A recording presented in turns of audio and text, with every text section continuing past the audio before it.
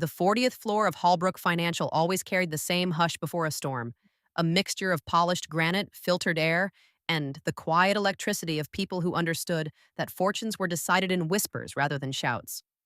Vivian Marsh had spent 18 years learning that language fluently, rising from an unpaid intern who fetched coffee to the executive director of global partnerships, the woman whose signature alone could move a $4 billion acquisition of Castellane Vineyards forward or send it crumbling into legal purgatory.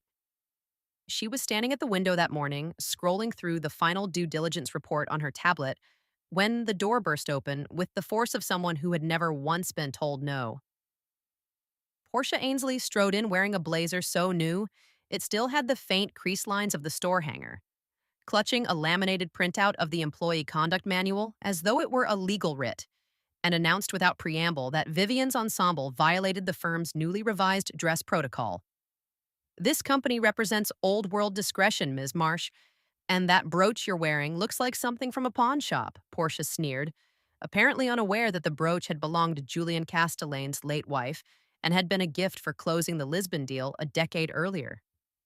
Vivian tried, with the patience of a woman who had negotiated with far more dangerous people than a 23-year-old nepotism hire, to explain that she was due in the boardroom within the hour to finalize the wine empire's sale. But Portia only grew louder, insisting that her father's new title as Chief Culture Officer gave her the authority to enforce standards of excellence on her very first day. When Vivian calmly refused to abandon her work to change clothes, Portia's face flushed crimson, and in front of a dozen frozen analysts, she shrieked the words that would detonate quietly over the next 72 hours. You're terminated, effective immediately, and security will make sure you don't touch a single file on your way out. Rather than argue, Vivian felt something close to relief settle over her, and she simply nodded, closed her tablet, and walked to her office with a calm that unnerved everyone who witnessed it. She packed only what was truly hers: a photograph of her mentor, a crystal paperweight from the Lisbon signing, and a battered leather address book that had never once touched the company server, while leaving behind every digital trace of the negotiation strategies that existed nowhere but inside her own memory,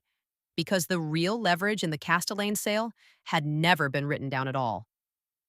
That evening, after the city lights blurred into gold through her apartment window, Vivian opened a locked drawer in her writing desk and retrieved a private number she had sworn only to use in the direst emergency, then dialed Julian Castellane himself to inform him that the woman who understood his family's vineyard, his late wife's wishes, and the delicate clause protecting his grandfather's original hillside from redevelopment no longer worked for Halbrook Financial. Julian's voice went cold with fury when he learned the reason for her dismissal was a dress code dispute engineered by a girl who had been on the job for less than an hour. And by the time their call ended, he had already decided to walk away from the deal entirely and offer Vivian a director's role at his own newly formed holding company instead. 3 days later, Halbrook's stock had shed nearly 20% after news leaked that its star negotiator had been forced out on the eve of the largest acquisition in company history, and a desperate delegation begged Julian for one final meeting to salvage the wreckage. When the boardroom doors opened, Vivian walked in last, dressed in sharp navy with the very brooch Portia had mocked pinned proudly to her lapel, and watched Portia's father refuse to meet his daughter's eyes as the room realized exactly who now held every ounce of leverage. Julian offered 30 cents on the dollar for assets once valued at $4 billion. And when the humiliated executives begged Vivian to return and smooth things over, she simply smiled the way a person smiles when they finally understand their own worth, thanked them for the clarity, and walked out into the sunlight without a single backward glance.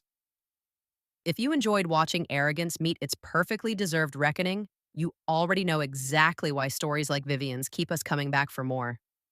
Please subscribe to our channel and share this video with your friends and family.